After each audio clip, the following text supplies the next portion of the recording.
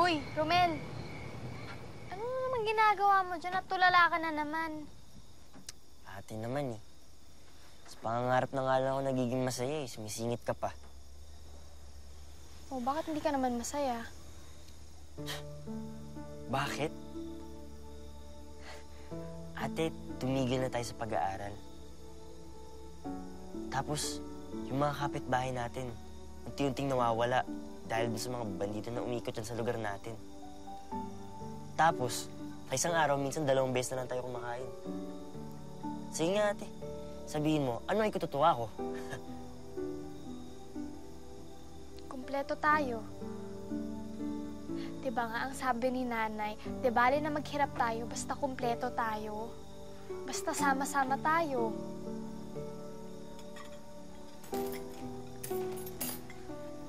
Mukhang naghahanda na yata ng hapunan si nanay. Sige na, bababa na ako. At ikaw naman, sumunod ka, ha?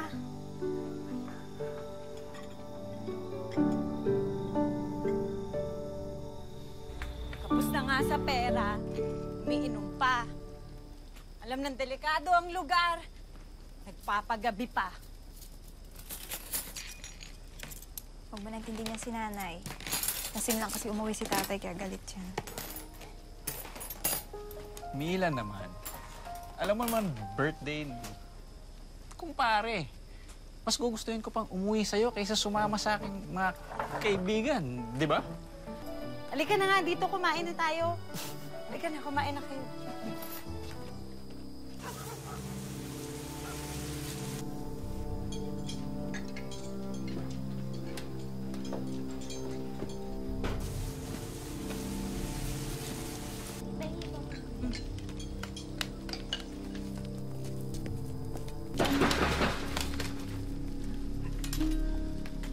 Pumasok kayong lahat sa loob ng kwarto. Dali!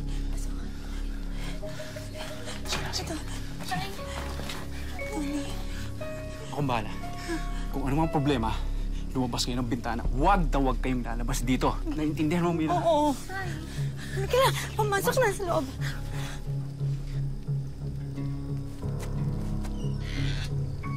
Ano kailangan nyo? Maniningil lang ang pautang. Rowena, ikaw nang bahala sa mga kapatid mo. Huwag kayong gagawa na kahit na anong ingay. Si Romel. Wala ho akong natatandang utang sa inyo. Alam mo ba, lahat ng nakatira sa lugar na to, nagbabayad ng utang. Tawagin mong buwis na binabayaran para mabuhay kayo ng matiwasay at tahimik. Pasensya na ho. Malit na nakita ko sa pagsasaka. Tumigil na nga sa pag-aaral ng mga anak ko. Kung wala kang perang ibabayad, pwede ka namang magbayad sa ibang paraan eh. Balita ko, maganda ang asawa mo. At nagdadalaga na ang mga anak mo. Nagdadala yung pamilya ko! Nasaan nga ba ang pamilya mo?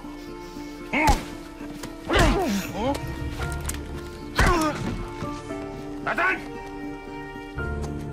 Nani! Nani, huwag po! Huwag po! Huwag po! Aba, totoo nga ang balita.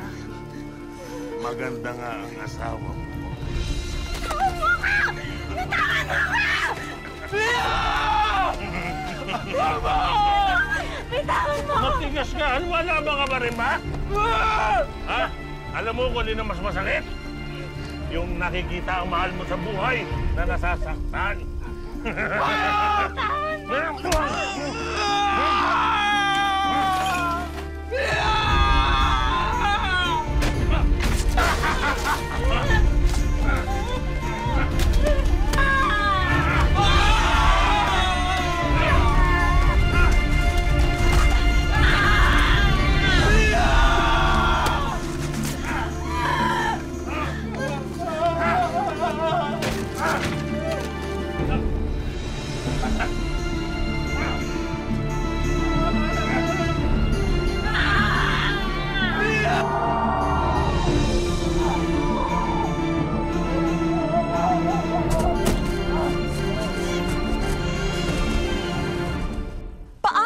ang alaala ng kabataan ay nababalot sa mundong magulo, gaya ng kwento ng magkakapatid na tampok namin ngayon. Dahil sa mga karumal-dumal na tagpo, maagang inagaw ang kanilang kamusmusan. May pag-asa pa ba ang kanilang kinabukasan, gayong ang kahapon nila ay may lamat na ng karasan. Magandang hapon po mga kapuso. Ako po si Vicky Morales at ito po ang Wish Ko Lang. Sa'yo na uli ang asawa mo. Mira! Sarap.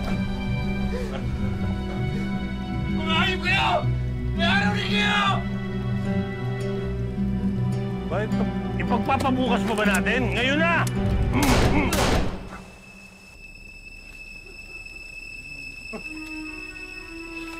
Bayad na naman kayo.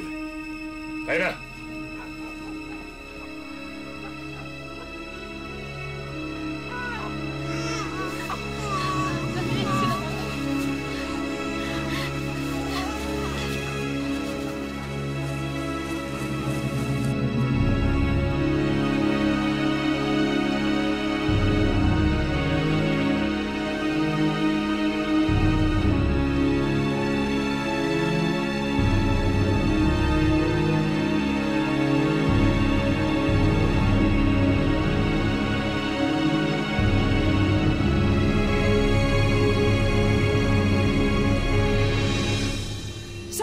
Rin ng mga taong nagmamalasakit kina Romalyn, maayos na naihatid sa huling hantungan ang labi ng kanilang mga magulang. Babalik pa talaga tayo sa bahay?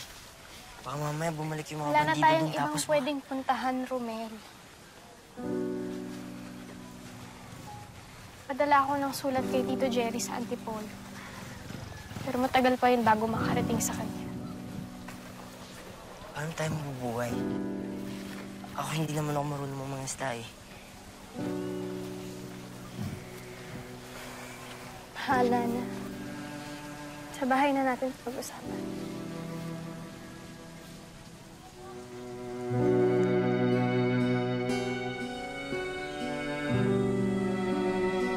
Kuya, nagugutom ako.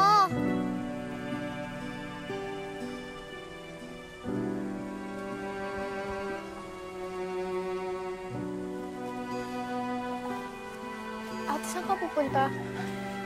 Ate. Ate, huwag ka naman ganyan. Sa'yo kami binili ni nanay dahil ikaw yung panganay. Ikaw na ngayon ang panganay. Ayoko na! Ate, huwag mo naman kaming iiwan ng mga kapatid mo.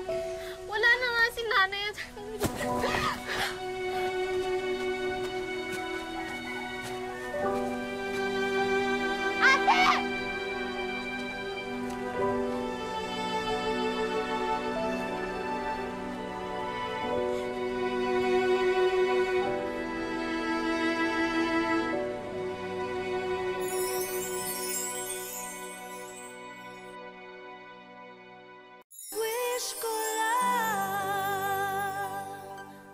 Mahirap ang maulila.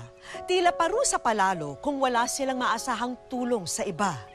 Hindi sapat na paghugutan ng lakas ang bawat isa. Lalo pat nararamdaman nila na hanggang ganito na lang ang sitwasyon nilang magkakapatid.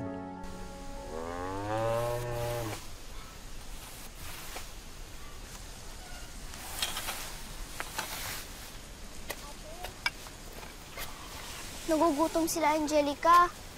Wala na tayong bigas sa kaulam.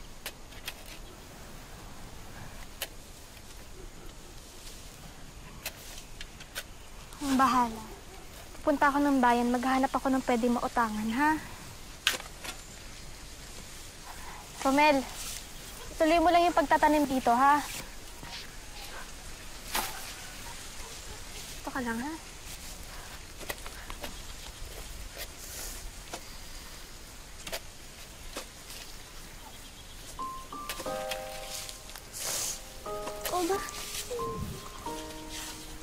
Bakit ka umiiyak? Ha? Aalis po kasi kayo eh. Baka hindi na rin kayo babalik. Parang si Ate Rowena. Jeneline, hindi ko kayo iiwanan. Kahit anong mangyari, kahit saan tayo mapunta, hindi ko kayo iiwanan, ha? Pangako yan, pangako sa inyong lahat. Tama na, ha?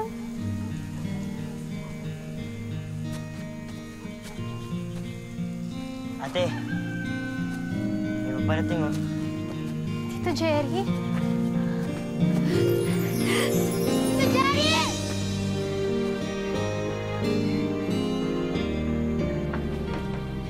Oy, bilisan niyo na dyan. Nag-aantay si Tito. Mga damit nyo na lang kailangan yung dalhin, ha? Salamat po ulit, Tito, sa pagpunta niyo, ha? Ang totoo niyan. Hindi ko na po alam yung susunod kong gagawin, eh. Hindi ko naman kayo kailangan pabayaan. Lalo ngayon, wala na magulang nyo. Pero, alala ko lang sa inyo, ha? Hindi ako mayaman tao. Kaya ko lang bigay sa inyo, tsaka ng tiya nyo, yung simpleng buhay. Walang problema po yun, Tito. Basta magkakasama kami. Kayang-kaya po namin mag-tiis. Iniisip nga namin ng tiya Edna nyo kung ipaampun natin si Norilyn at Jenilyn sa ibang tao.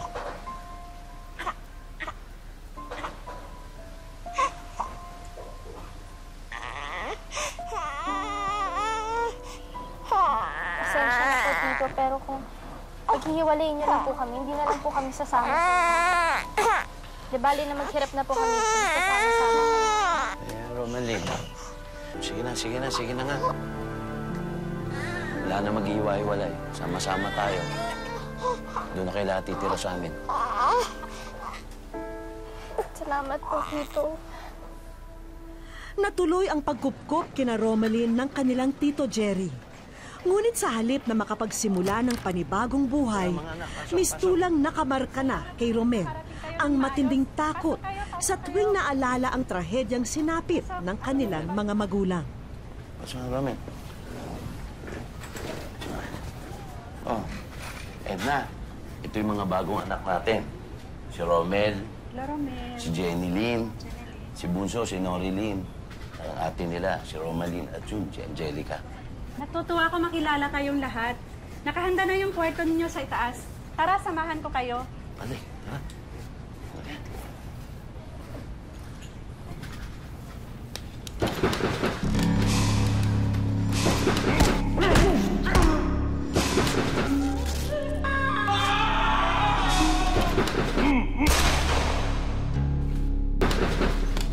Huwag ka matakot. Sandali lang. Romel!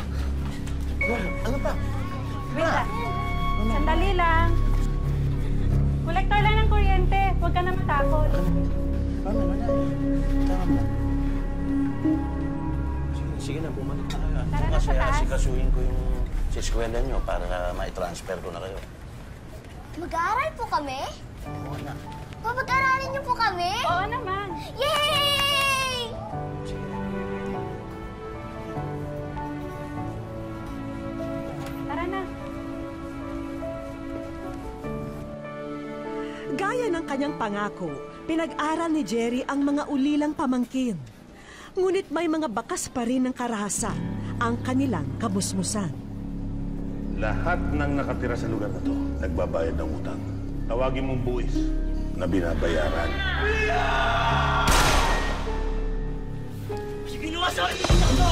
Bakit? Bakit?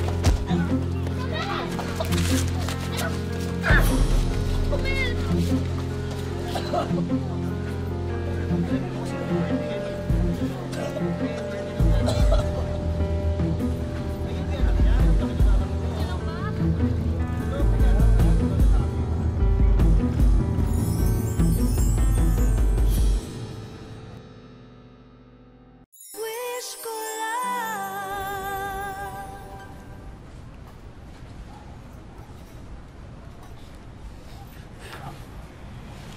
Mabuti na lang, napakiusapan ko yung pamilya nung nilusob ni Romel kanina. Hindi na raw sila magrereklamo sa barangay, pero sagot pa rin natin yung pagpapagamot. Alam mo, alam ko na dadating at dadating yung panahon na mahihinto sila sa pag-aaral.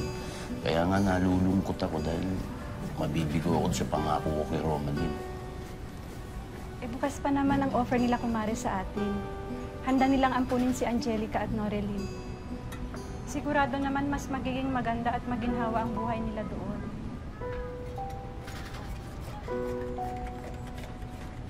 Romaline! Romaline!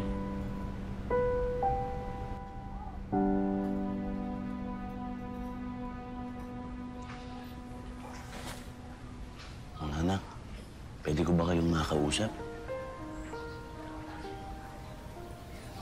Romaline, tungkol doon sa narinig mo sa pag-uusap namin ng Tita Edna mo.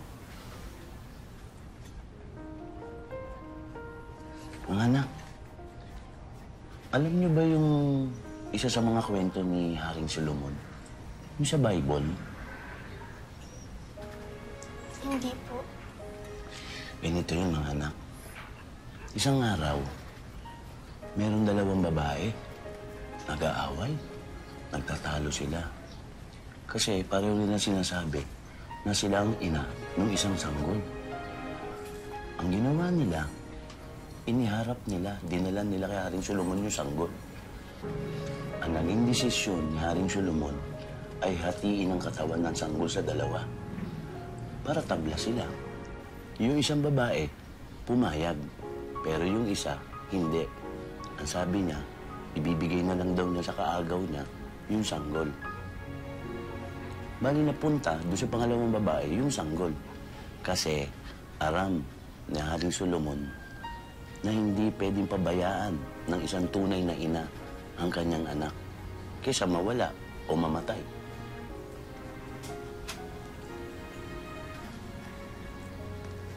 Mas gusto niya na mapunta yung anak niya sa ibang tao. Basta buhay lang yung baby.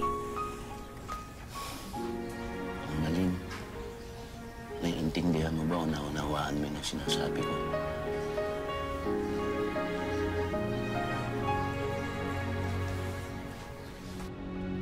Pumapayag na po ako.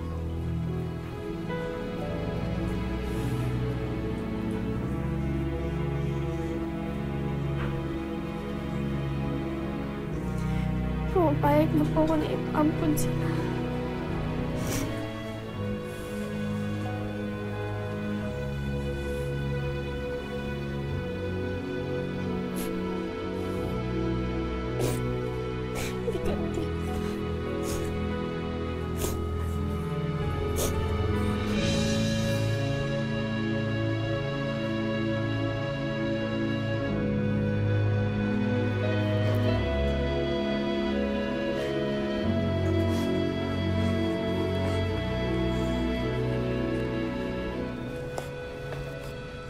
Mga anak, huwag na kayong umiyak. Nangako naman sila na hindi nila ipagkakait sa inyo yung mga kapatid nyo. Pwede nyo naman sila dalawin paminsan-minsan. Hayaan nyo na mga anak. Papaalam naman natin sa kanila na ampun lang sila. Pero kayo pa rin yung mga tunay nilang kapatid. Alam niyo, mahirap man, pero kailangan natin gawin to eh. Sigurado naman ako giginawa ang buhay nila doon. Bagamat mabigat sa kalooban ni na Romaline na mawalay sa mga nakababatang kapatid, napapayag na rin siya na ipaampun sila dahil mas malaki ang posibilidad na mapaganda ang kinabukasan nila sa pangangalaga ng iba.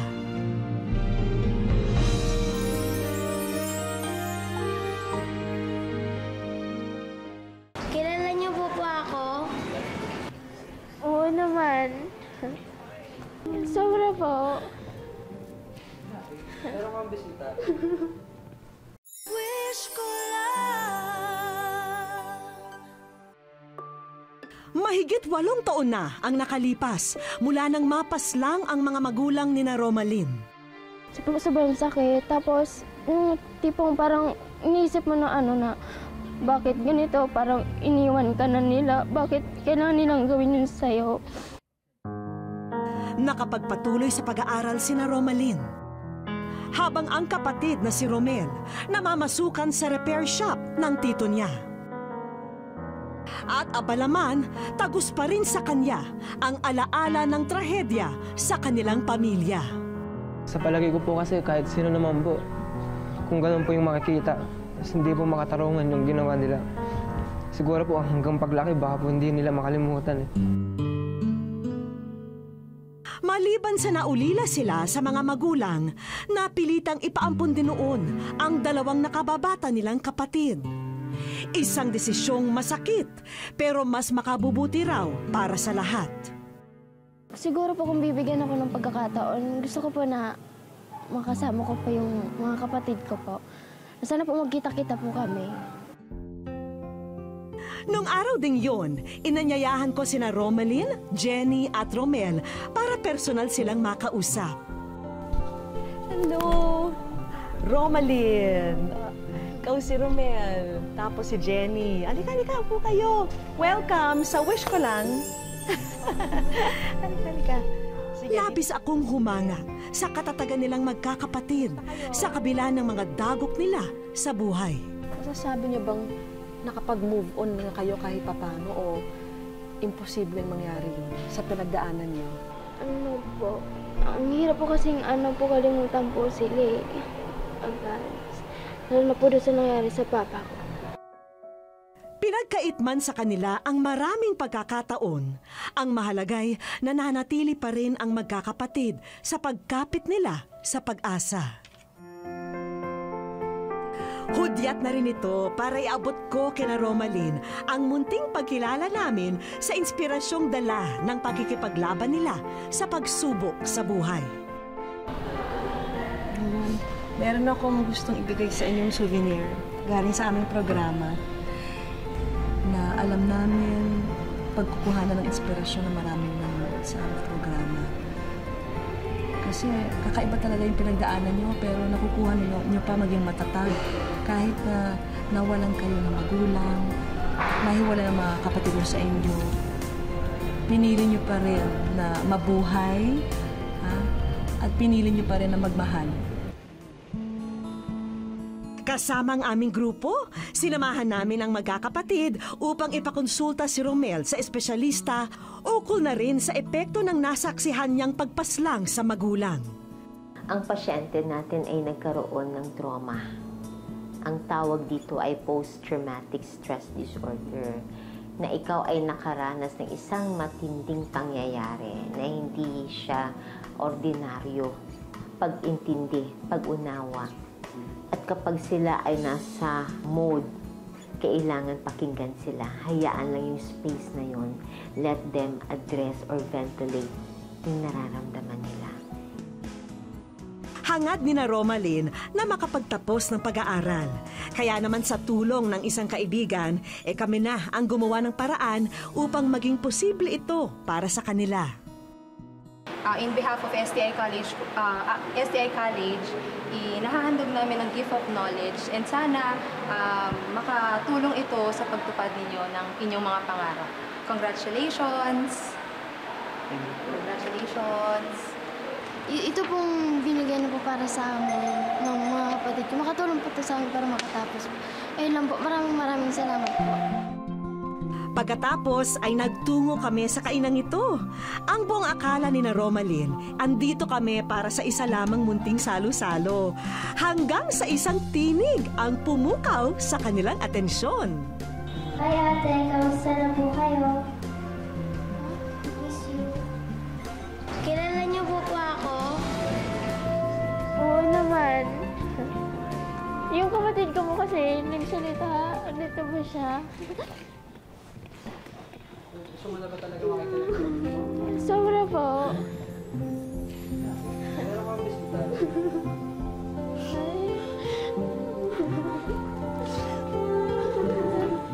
Hello. Namiss ka na ni ate. Alam mo ba, lagi kita hinahanap.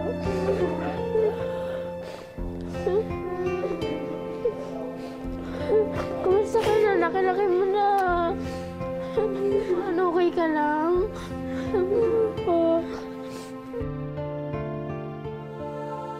Bakas sa mga yakap ni na Romalyn ang ligaya mula sa matagal na panahong pangungulila nila kina Angelica at Gracia. Dati iniwan mo ako, late mo pa. Hindi kita nakita nung iniwan kita. Tapos ngayon, laki-laki mo na. Sakay mo na. Masaya-masaya po ako dahil nakita ko po yung dalawa kong bunsong kapatid. Maraming salamat po. May handog din sina Angelica at Gracia bilang alaala ng muling pagkikita nila ng kanilang mga ate at kuya. Ito, bigay ko sa'yo. Sana po kahit di mo kami kasama ng mga kapatid mo, iyakapin mo lang ito. Basta huwag mo kakalimutan na kung mga kapatid mo, mahal na mahal ka namin. Ha? Salamat. I love you. Pambihira raw na sila'y magsama-sama, kaya sulitin na natin ang araw na ito. Kaya naman dumiretso kami sa Toy Museum na ito para sa karanasang hindi nila malilimutan. Hello! Welcome din sa aking Toy Museum. Ako nga pala si Yexel. Yexel. Isa-isang nilibot ng magkakapatid ang mga laruang matatagpuan sa loob ng Toy Museum. Ito sila.